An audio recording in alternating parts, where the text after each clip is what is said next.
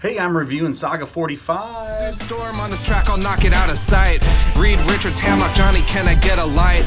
X-Men 2099, we the freak show, not a living planet, but I gotta check my ego. Capus Hydra, can you handle that reveal? Bruce Rocks, Allison Blair, and the Batmobile. Saga number 45 up for review. We got Brian K. Vaughn on writing, Fiona Staples on art and coloring, and I think even lettering too. Well, at least the narration. But everything is working out great in this book, and we kind of get this filler issue right here, 45. It's not the end of the arc. It's definitely in the middle of an arc.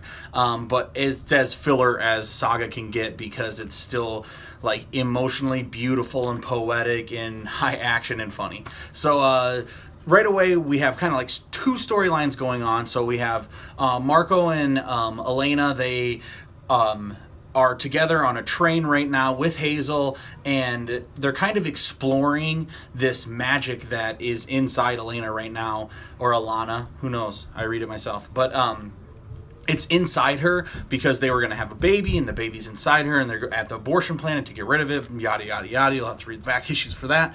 But it's kind of cool because they explore her having magic, and she does this thing where she projects what the future could be, and they show Marco and Elena's unborn baby, and she has, or it's a boy, and he has a nickname for Hazel, and they're getting along, and Hazel thinks it's creepy at first, but then is liking it.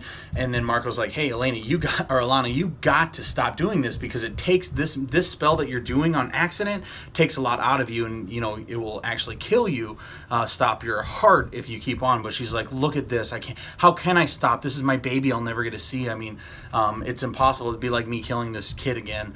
And so then you have this whole thing going on, and at the same time you have the storyline where Petrichter, who's from Wreath, just like Marco, some people who would be on the landfall side or in landfall territory have found her and are calling her out to come out, and they like want to kill her or something.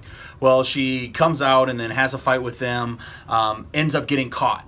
But then there's a super badass panel that is quite the shock where she tricks this person into coming really close, and then opens her mouth and wham, bites this lady's nose off, and is like, yeah, I know I'm gonna die, I'm not afraid to die, but I just want to make you ugly before, or I would just want to bite your nose off your ugly face. But then right before she's gonna die, spoilers, boom, Prince Robot the Fourth is back.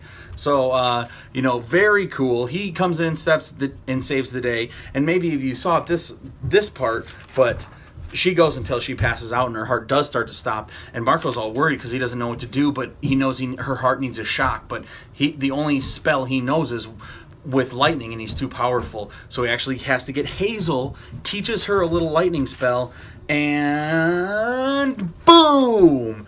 She wakes up her mom, saves her mom's life with her own spell, which is really cool. So we're really getting to explore the magic. And then in the last panel, should I show you guys? I don't know. It's so stupid and silly, but we get, I don't know, some like werewolf character with bloody hands and big boobs, big saggy boobs. So definitely a classic transition for Saga. But this filler issue ended up being really fun, and as they all are. Because this comic gets elevated so high sometimes, I wasn't that worried about it getting better. I was actually just enjoying it for what it is. I know that it can be better, so I'll give it 4 out of 6 beers, and that's in regards to Saga, which you should be picking up every issue. So, good. Keep comics.